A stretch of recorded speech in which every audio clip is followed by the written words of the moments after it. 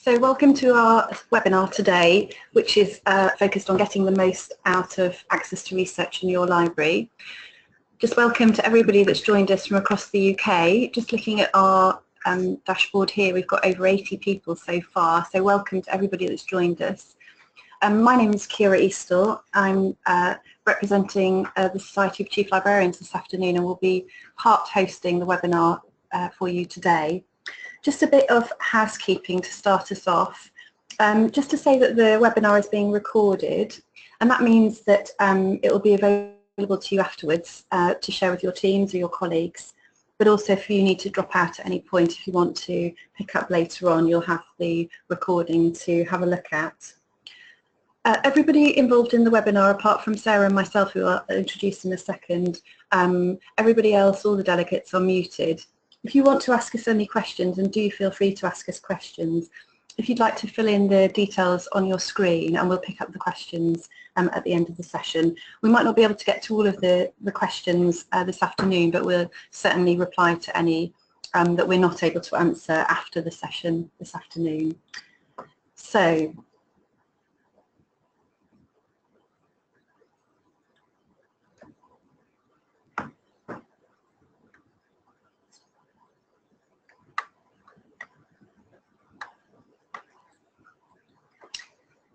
our aims this afternoon really are focused on increasing library staff awareness and understanding of access to research, a really valuable resource that hopefully you'll get to know more about this afternoon.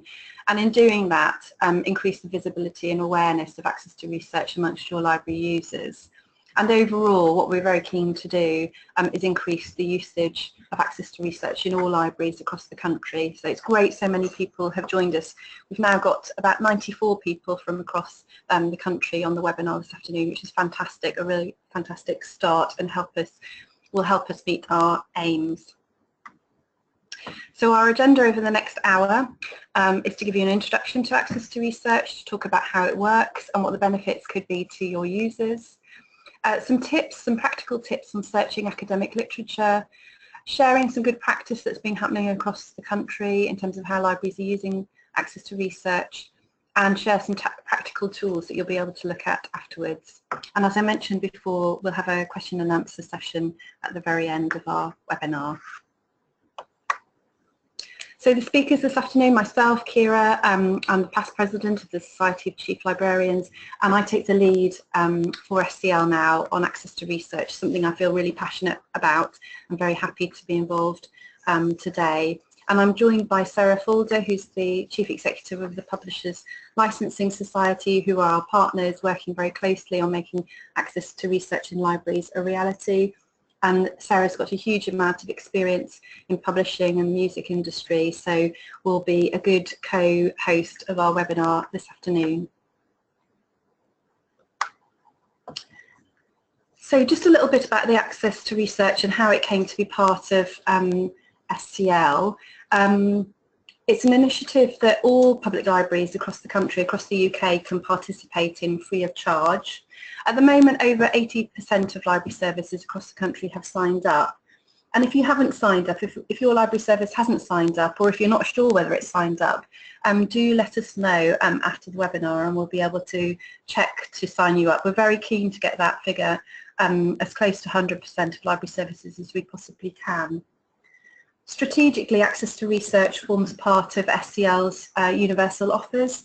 In particular, it's part of the universal learning offer, and we see it very much as part of the public library's enduring commitment to enabling access to information and supporting people to learn and gain new skills and knowledge.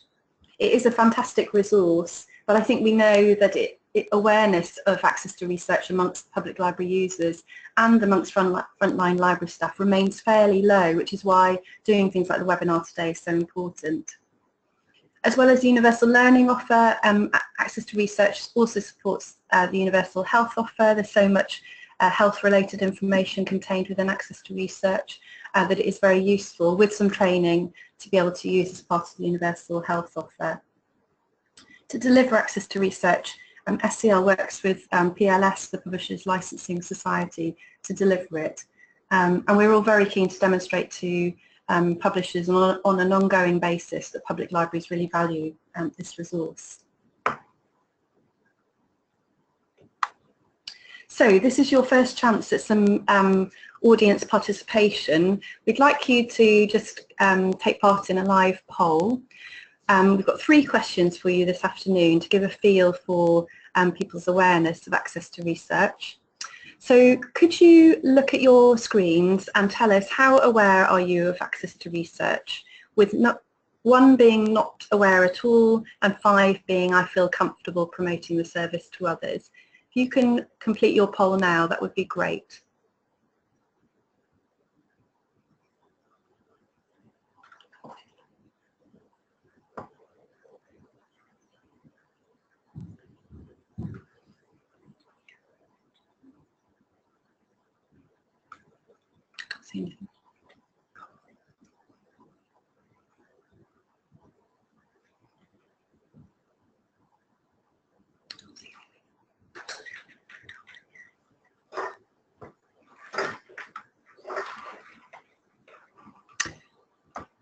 So our results show that around 16% of people feel really quite confident with access to research, and about 58% of you either feel quite comfortable or fairly comfortable, so 3 or 4. So actually there's a fairly high level of awareness of access to research, which is great.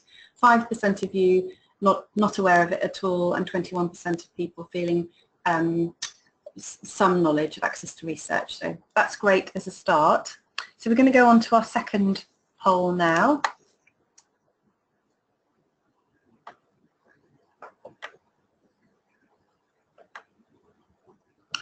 So your second question is access to research currently promoted in your library? Again, the same ratings from 1 till 5.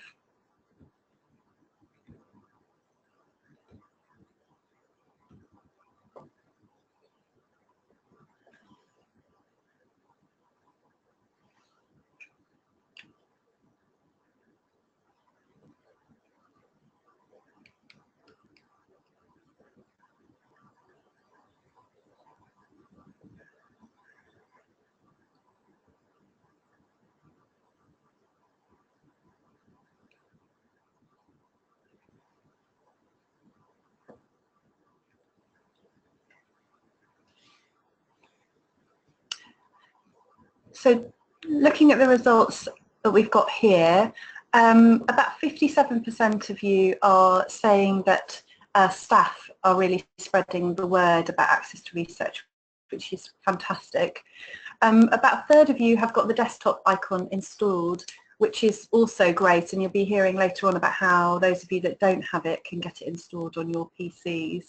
And around 56% of people promoting via a poster or a leaflet, and 17% only of you not promoting at all, and a third doing it via social media. So there's some great experience, I think, there. We are really keen to hear from you good examples of where you've promoted access to research. So do use the question box to tell us more about how you're promoting access to research at the moment, so that we can share that good practice.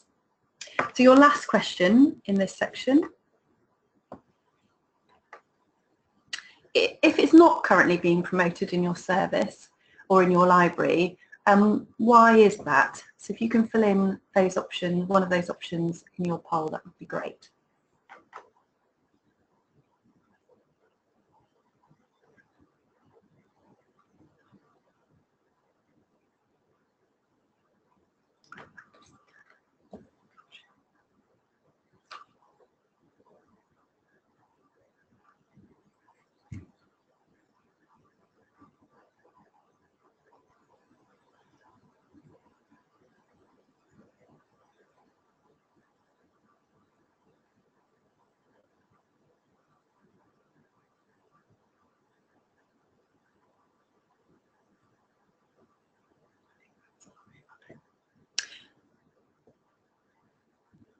So we've got just about half of you who say you don't know enough about the service, and about 28% of people who've said that they haven't had any users who've expressed an interest. So I think that's very helpful to know. And then other people saying they don't know how to promote it. So actually the webinar should give you much more information about how to promote the service and who you might be able to promote it to. So thank you very much for participating in the poll. I'm now going to hand over to Sarah, who's going to talk you through how you can use Access to Research. Thank you very much, Kira, and good afternoon to everyone. Thank you for so many of you for having joined. Incidentally, we've now got 109 attendees, so the numbers are jumping up all the time. So I just wanted to start by giving you a little background to this service and how it came about. Some of you may be familiar with the work of the Finch Group back in 2012, looking at how to expand access to publicly funded research. And this was actually a recommendation that came out of the work of the Finch Group. It was an initiative that was actually proposed by publishers who said that there should be a public library initiative whereby publishers, major publishers, should grant a license to local libraries, to public libraries, to provide free access to their academic journals. And that is one of the reasons why we've been able to get all the major publishers on board with this initiative and why the service is so rich for that reason. We called the Public Library Initiative Access to Research because we felt that was suitably descriptive and a snappy title. We were lucky enough to have the Right Honourable David Willits, then Minister for Skills and Universities, at the launch in 2014, and he characterised the service as a really important development in our belief that people should have as much access to the world's research as possible. So it was very much welcomed by government.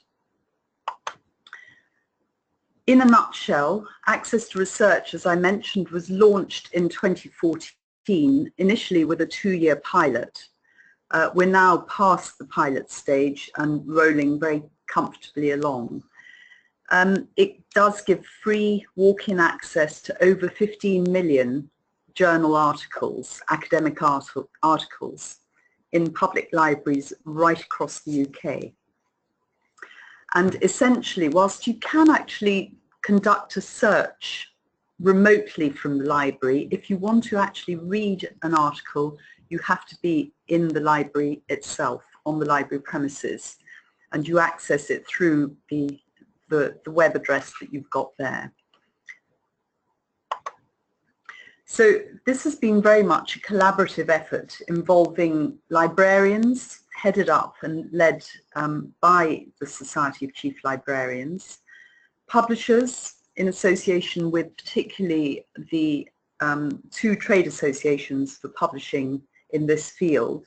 That's the Association of Learned and Professional Society Publishers and the Publishers Association. The initiative has been led and implemented by my organisation, the Publishers Licensing Society, which is a body that collects licensing fees on behalf of publishers. So we have connections to all the publishers involved in this project and many more.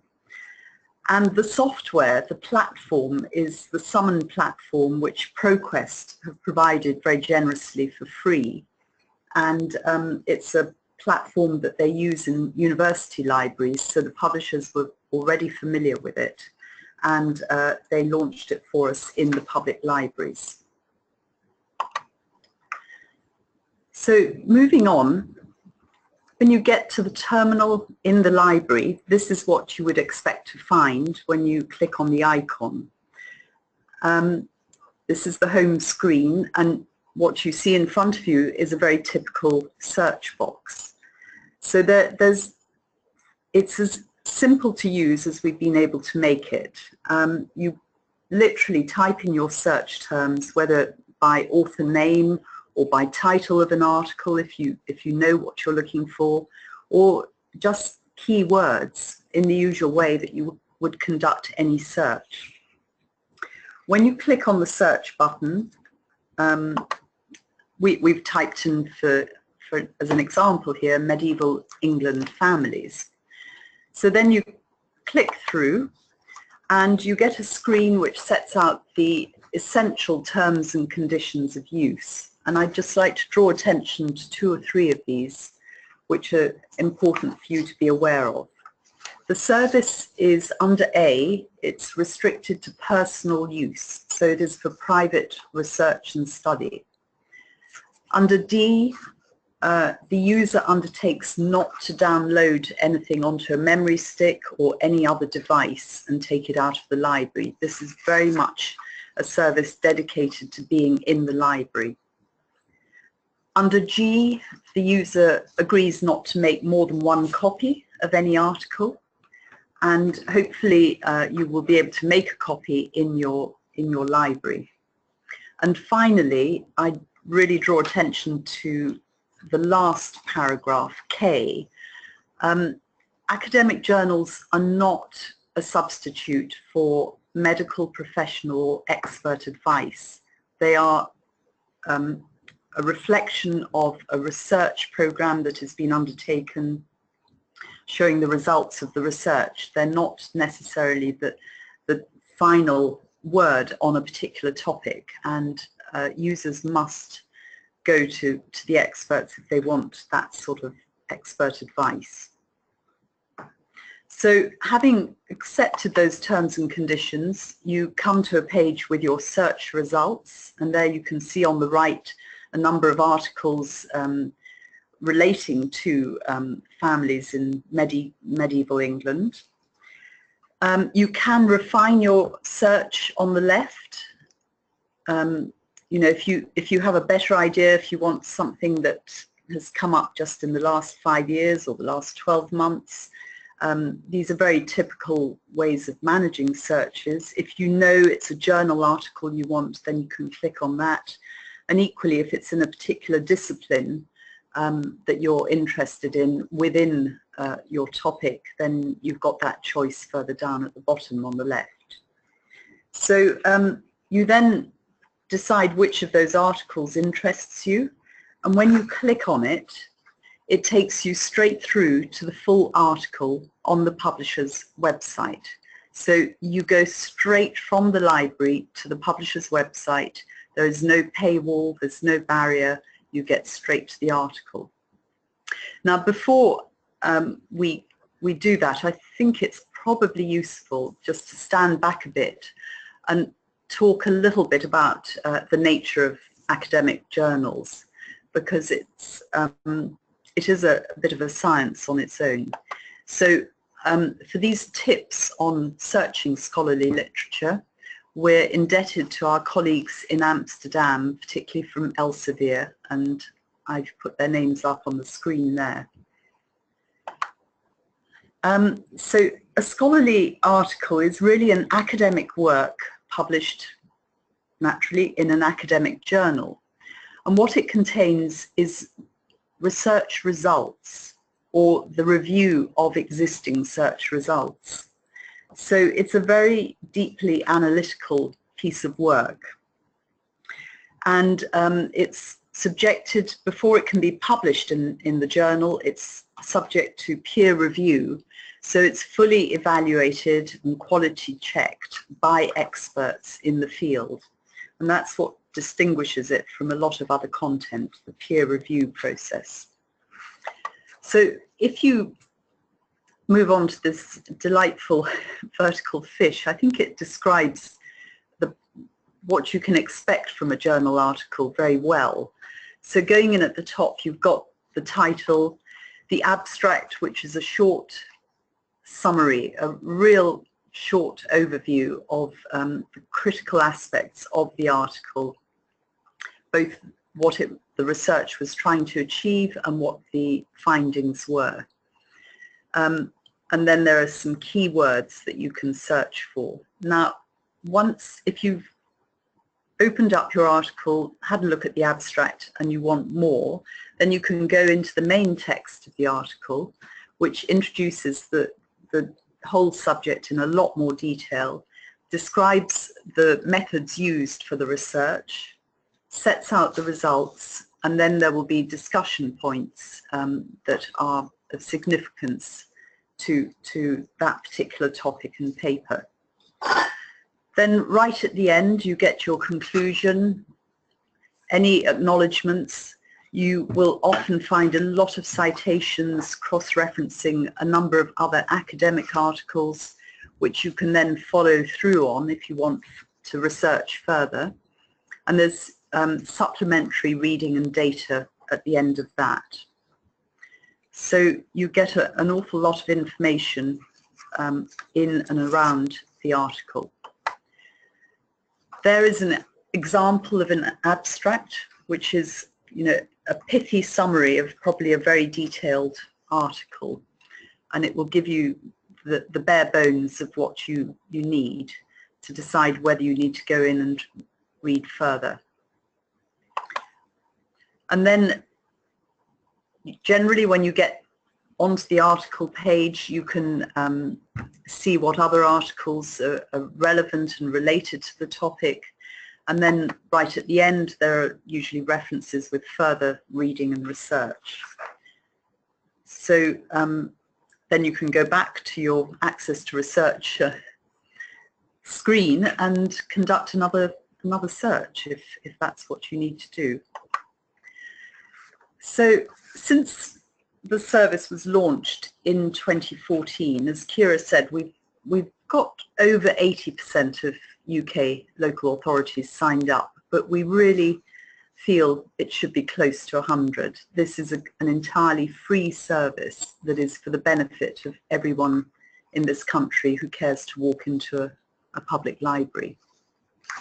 At the moment, those 80% of local authorities have signed up on behalf of 3,000 libraries, and we've got over 15 million academic articles available. Towards the end of the pilot, at the end of 2015, we commissioned a report alongside SCL by Shared Intelligence, and we asked them to evaluate the service, look at how it's being used, and you know, how we could improve the service. And this report, incidentally, is available both on the PLS website and the SCL website. I do commend it to you.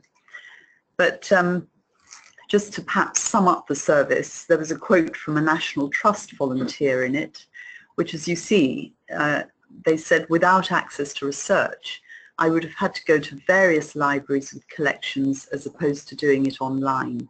Having it available locally is very important. So for that person, they were able to find everything they wanted on the spot in their local library.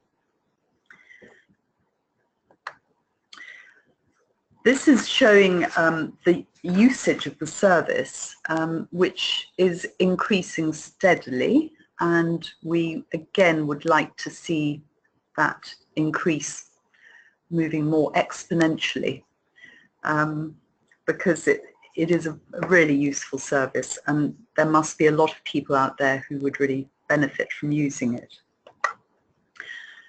Just to give you a flavour of some of the subjects that are covered in these 15 million plus articles, there they are on the screen. You can see an enormous range of subjects. We've got history and health in larger letters than everything else, for the very good reason that those are the two areas that are most searched for, which is possibly not surprising, but all the other topics are also searched, and many more.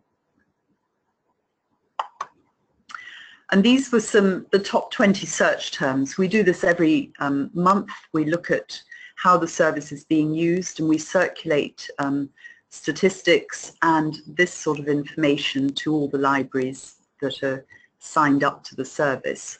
So you can see once again the variety of topics that came up just in February, from women and property to silicon at the bottom of the list, and Spanish pottery and Swedish massage in the middle, but a huge variety. And our topic, medieval England families. So I'm going to hand back to Kira now. Thank you. Thanks, Sarah. So why should libraries get involved with access to research? Well, hopefully it's fairly clear from hearing from Sarah and looking at all the fantastic information that's available from access to research. As Sarah said, access to research is entirely free. It's free for libraries to get involved and it's free for users to use. And actually, when you think about what public libraries are trying to offer, there's not very many services that you can offer genuinely free of charge.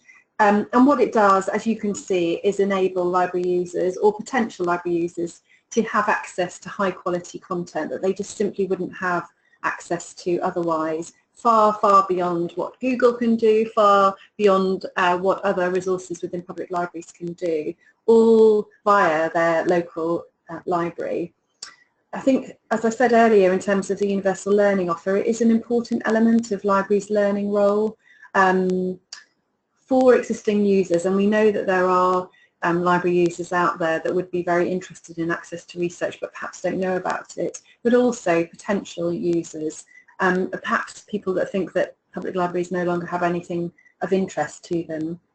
I think we are aware that it's probably not for a general public library audience, but actually there will be people out there, perhaps people that previously used interlibrary loans in the past, people that are citizen scientists, citizen hobbyists, people that are kind of approaching their own learning or the learning of their families, or people that they work alongside in different ways. So it is a fantastic resource, and it's worth kind of just playing with it really, and seeing how you think you might be able to use it in your own library with your own community. It is worth having a look at the Shared Intelligence report that Sarah mentioned, and Shared Intelligence did a great job actually in looking at who was currently using the service, and I think it was interesting to see the range of people that were currently using it, and there was quite a high number of students, so either people that had graduated from university and or people that were at home over the summer holidays and actually wanted to carry on with their learning, and actually people very, very surprised that they could access this type of material from their local library. I think hobbyists, and we know that there are lots of local historians and general hobbyists coming to libraries. I think access to education is definitely changing, and people wanting to be independent researchers really. SCL is very committed to looking at different ways that people can learn, and we've, as many of you may know, we did a pilot around MOOCs, massive online open courses, and this is really part of that wider piece of work for SCL around how are people learning now, and how might they use their local public library to support their learning. We know that there's a massive interest in health and people using libraries to access health and things like the Reading Well books and prescription scheme as part of that. The content that's on access to research, obviously, the role of the member of library staff, the librarian, in helping people navigate through access to research is actually quite important, because people do need to understand the nature of academic literature. But for people that really want to delve deep really in areas of health information, access to research is a really good, solid resource. I'm sure you will know potential audiences better than we will, and we'd be really keen to hear how you are using access to research, or how you think it could be used to reach new audiences. Said it throughout, but promotion of access to research is very important. Like many library services, often people, even very regular library users, are simply not aware of the full range of services that are on offer from public libraries, and access to research is, I think, probably a bit of a hidden gem really within public libraries. We know that word of mouth is very important. We know that the role of the member of library staff is very important. You will know, or the staff that you manage will know, who might benefit from access to research, but also that can be supported by a whole range of promotional materials, which I'll talk about in a moment.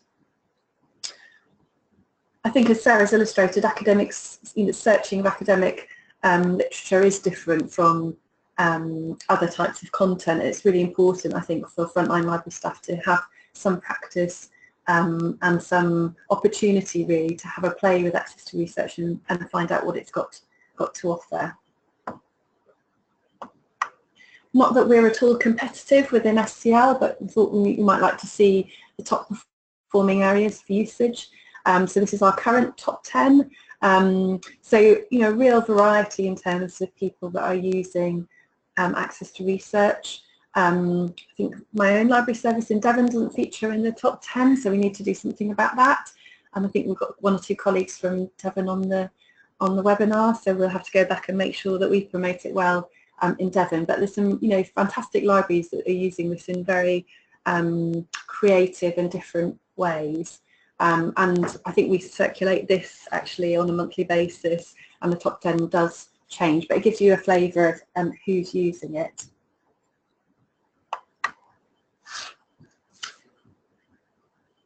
Tips for promoting access to research. I think where you've got regular staff training opportunities, this is just the type of thing that can be included quite quickly.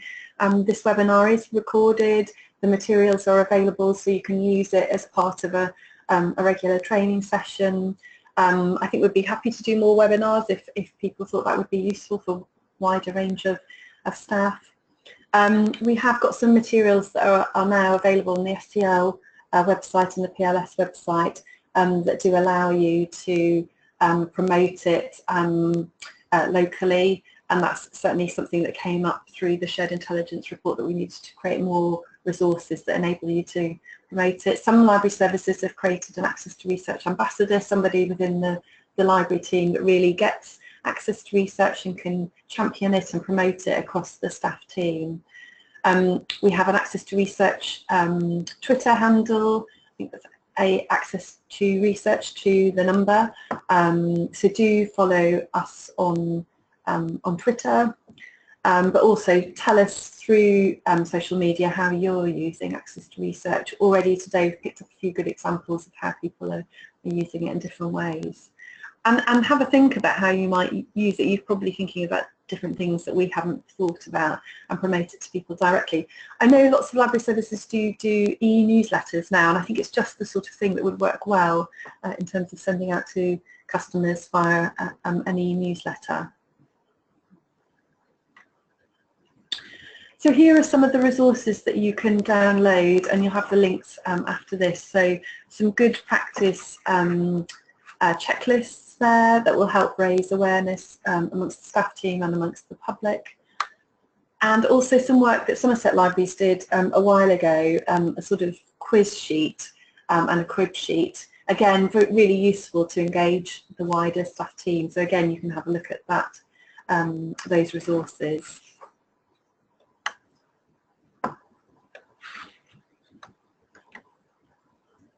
Just going to hand back to Sarah now. So every year we, the publishers convene and have a look at how the service is going, how it's being received. And each year since the end of the pilot, they've felt that it's been really worthwhile to continue, although they would like to see a greater level of usage. That's the one niggle that they have, but they're very supportive of this, and they're very keen to make their academic journals available through the service. So at the back end of 2016 we had such a meeting, and the publishers agreed to continue for 2017. And I think this is going to gradually become part of, just one of those things that will always be there, but it really is important that it is used. And we are discussing how we might extend the service in different ways, but in particular we had a request from a prison library that is run by a local authority to, one of the real standout features of this service is that it is meant to draw people into libraries. They are meant to use it in libraries. Now obviously prisoners don't have that ability, and this was well understood, and it was agreed that it should be extended to prison libraries where the local authority is running them, providing the librarian supervises the usage, because we didn't want anything to go wrong on that front.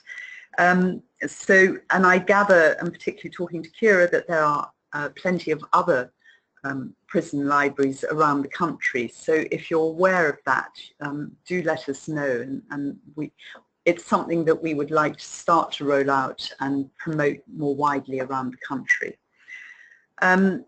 If you have any other thoughts about how you might like to see it extended, then please do let us know. We are looking at one or two other things which we will publicise as soon as we're ready. But that's where we stand at the moment. So I think it's now over to you, and we're very happy to take your questions.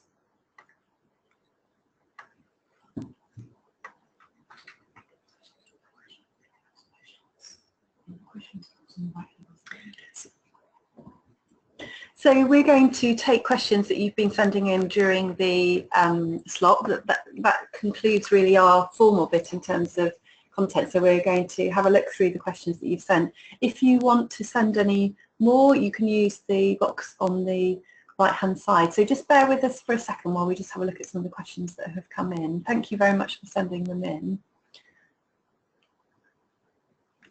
So we've got a question here, and I think I might ask Sarah it in a second. So the question is, on many occasions users search for articles but cannot download some hits due to copyright restrictions. How can these non-accessible hits be removed from search results? And that's from Tim in West Sussex. Tim, it would be really helpful if you could take this offline with us so that we can investigate this, because the idea is that you should be able to print off a copy of the article within the library. So if that's being blocked in any way, I think we need to know about it so that we can make sure we unblock that.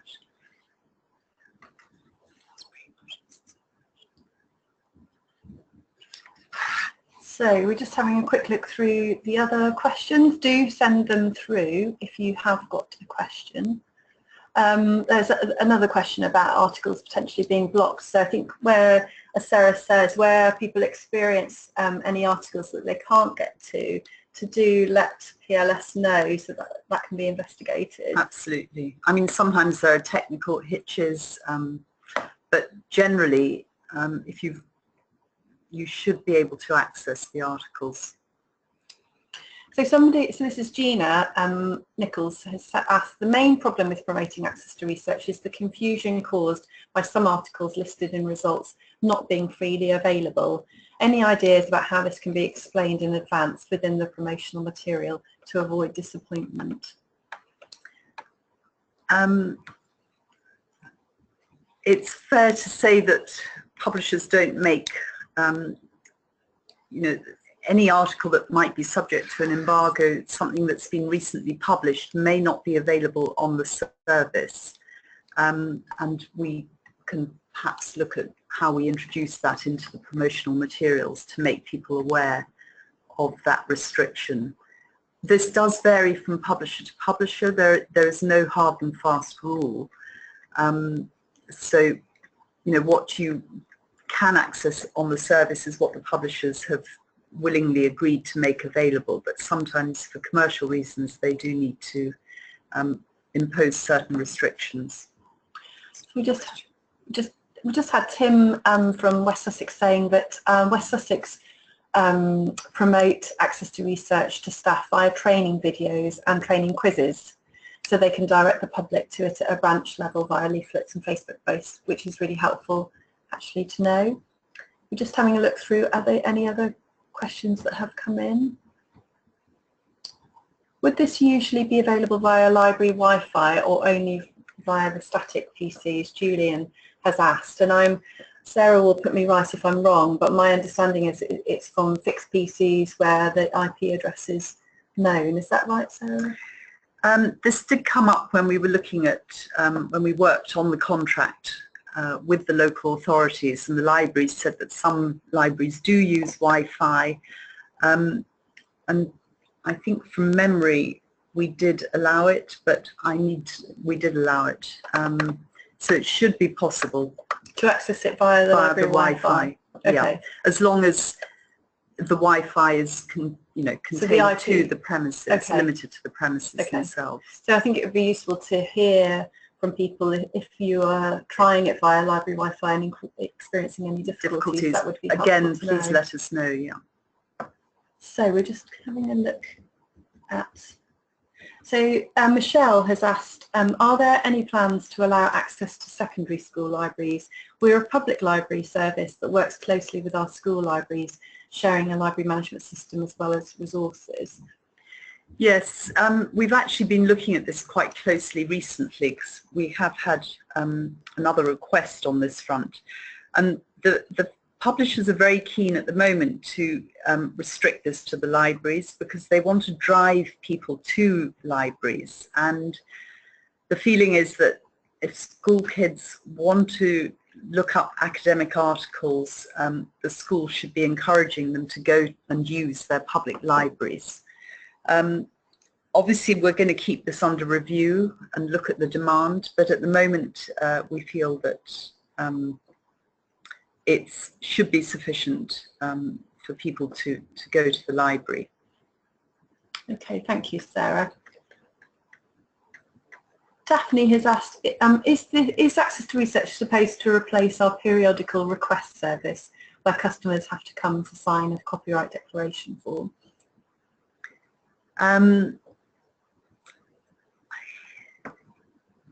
I'm not familiar with the copyright declaration form, but I think it's interlibrary loans where you get to periodic. So you've requested a periodical article through interlibrary loans, and you need to sign. So I think it's. Yes. Well, obviously, if you can get the article directly in your local library, then you won't need to get that interlibrary loan. It'll be a lot quicker. Yeah, and cheaper for the library service and for the customer. Yes, absolutely. Okay, just bear with me a second while we just scroll through. A few people just saying, I think, feeding through that difficulties in kind of accessing articles and perhaps being a bit clearer about stating that not all of the articles are available so that people aren't disappointed. So that's helpful feedback that we can pick up. Yes, if it's shown up on the service, it ought to be available because every article that shows up in the search results is meant to be on the service. So it sounds like there might be some technical glitches or things we need to correct with particular publishers, and we really would like to know about that. So what's the best thing to do with that, Sarah, then? So if people are experiencing difficulties in getting at content, so to send it to... If you could email PLS, we've got an address for that, or we can provide an address after this. We'll do some follow-up to this webinar today, and we'll send out some resources and the link to the recording. And one of the things we'll make sure we do is to send an email address out. So if you do find those articles that you feel you should be able to get out, then as Sarah says, PLS would like to know so we can follow up with publishers, because that shouldn't be happening. Yes, absolutely. Okay, just bear with me a moment and we'll just see. Thank you so much for sending through your questions. It's really helpful to have it. We've still got a few minutes for questions. If you want to send any through, then do.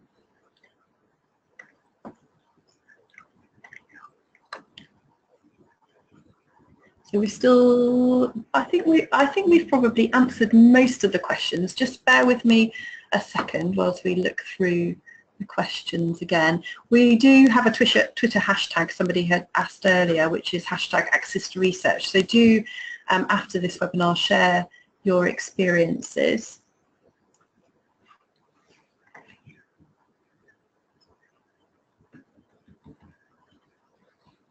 And we're just checking, one last check before to see. So somebody's saying they've not been able to access to research using their Wi-Fi, and some people have. So again, that's something. So that is to do with IP addresses, and right. Yes. Perhaps need to clarify that. We certainly had somebody from York saying they could access it via their library Wi-Fi, and Colwyn Bay Library in Conway saying they can't. So that's something that we can clarify for people afterwards in terms of access to library Wi-Fi.